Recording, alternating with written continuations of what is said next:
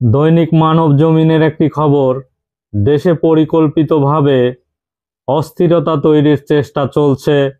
সেটি না হলে একদিনে এতগুলো ঘটনা কাকতালীয়ভাবে ঘটতে পারে না বলে মন্তব্য করেছেন ডাক, টেলিযোগাযোগ, তথ্য প্রযুক্তি বিষয়ক উপদেষ্টা নাহিদ ইসলাম। গতকাল সন্ধ্যায় রাজধানী ফরেন সার্ভিস একাডেমির প্রধান উপদেষ্টার প্রেস উইং আয়োজিত প্রেস ব্রিফিংয়ে এসব কথা বলেন তিনি। ডক্টর মাহবুবুর রহমান মোল্লা কলেজে হামলা এবং সংঘর্ষের ঘটনা পুলিশের দুর্বলতা স্বীকার করে সকলকে অনাকাঙ্ক্ষিত পরিস্থিতি বর্জন করে সভা সমাবেশ আহ্বান জানান। পাশাপাশি রাজনৈতিক দলগুলোর প্রতি ঐক্যের আহ্বান জানিয়েছেন নাহিদ ইসলাম। বলেন, অনেকগুলো ঘটনা আজ ঘটেছে।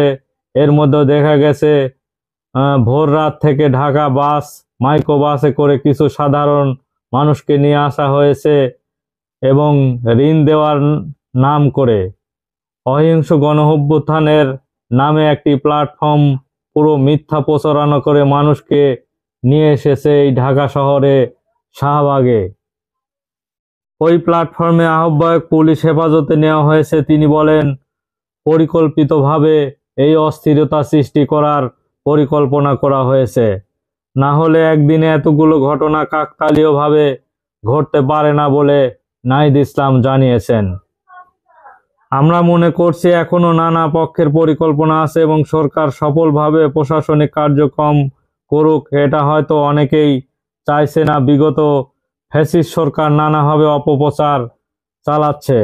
উপদেষ্টা নাহিদ ইসলাম বলেন, পুলিশ একটা বড় পরিবর্তন এসেছে। প্রশাসনের স্থবিরতা কাটানোর জন্য আমরা একটা বড় পরিকল্পনা করছি এবং এই পরিকল্পনাকে নস্যাৎ করার জন্যই হয়তো একটি অসাধু গোষ্ঠী এরকম আমাদের পরিকল্পনাকে ভেস্তে দেওয়ার জন্য নানানভাবে পরিকল্পনা করছে বলে তিনি জানিয়েছেন।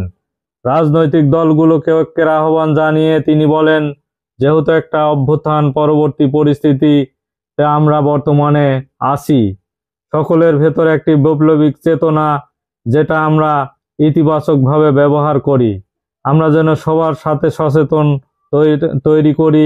এখানে রাজনৈতিক দলগুলো সবার ভূমিকা নেওয়ার আছে।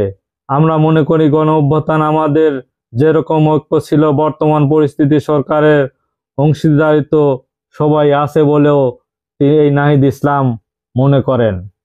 তিনি আরো বলেন, পরিস্থিতি নিয়ন্ত্রণে পুলিশের দুর্বলতা স্বীকার করে উপদেষ্টা নাহিদ ইসলাম বলেন, যথাযথ ব্যবস্থা নিতে পুলিশের দুর্বলতা ছিল বলে এটি সংঘর্ষের দিকে গেছে, এটা আমরা স্বীকার করছি। কিন্তু পুলিশ তো একটা পূর্ণ গঠন প্রক্রিয়ার মধ্যে আছে, যেখানে এত শিক্ষার্থী যখন নেমে এসেছে তাদের মুখোমুখি হলে অবস্থা আরো খারাপের দিকে যেতে পারত বলে তিনি মনে করেন। প্রাথমিকভাবে পুলিশ বাধা দেওয়ার চেষ্টা করেছে, কিন্তু শিক্ষার্থীদের সঙ্গে সংঘর্ষে জড়ায়নি। পরবর্তী সেনাবাহিনী ও পুলিশ একসাথে পরিস্থিতি নিয়ন্ত্রণের চেষ্টা করছে বলেও তিনি জানিয়েছেন। পুলিশকে আরো বেশি সক্রিয় করার জন্য একটা বড় ধরনের রদবদল করা হয়েছে, এটা চলমান থাকবে। যারা এই জায়গায় ব্যর্থ হচ্ছে তাদের আমরা পরিবর্তন করব বলেও তিনি হুঁশিয়ার করে দেন। উপদেষ্টা নাহিদ ইসলাম আরো বলেন, প্রথম আলো নিয়ে একটি উত্তেজনা দেখতে পাচ্ছি কয়েকদিন ধরে। গতকাল এরকম উত্তেজনা তৈরি হয়েছিল অফিসের সামনে। রাজশাহীতে তাদের অফিসে ভাঙচুর করা হয়েছে এবং চট্টগ্রাম, ব্রাহ্মণবাড়িয়া সহ বিভিন্ন জায়গায় বিক্ষোভ হয়েছে। আমরা এগুলো তদন্ত করে দেখছি। কোনো গণমাধ্যম পত্রিকার বিরুদ্ধে যদি জনগণের কোনো অংশের অভিযোগ থাকে, ক্ষোভ থাকে, তারা সেটি প্রকাশ করতে পারে, তবে সেটি অবশ্যই শান্তিপূর্ণভাবে হতে হবে বলেও তিনি জানিয়েছেন। তিনি আরো বলেন, কোনো পত্রিকা অফিসে ভাঙচুর করা, পত্রিকা বন্ধের জন্য চাপ দেওয়া, প্রয়োগ করা আমরা কখনোই এই বিষয়ে সমর্থন করি না বলেও তিনি জানিয়েছেন। এই ধরনের ঘটনা ঘটলে টলারেন্স করা হবে না বলে তিনি হুঁশিয়ার করে দিয়েছেন। যদি কোনো সুনির্দিষ্ট অভিযোগ থাকে আইনের পদক্ষেপ নিতে পারে।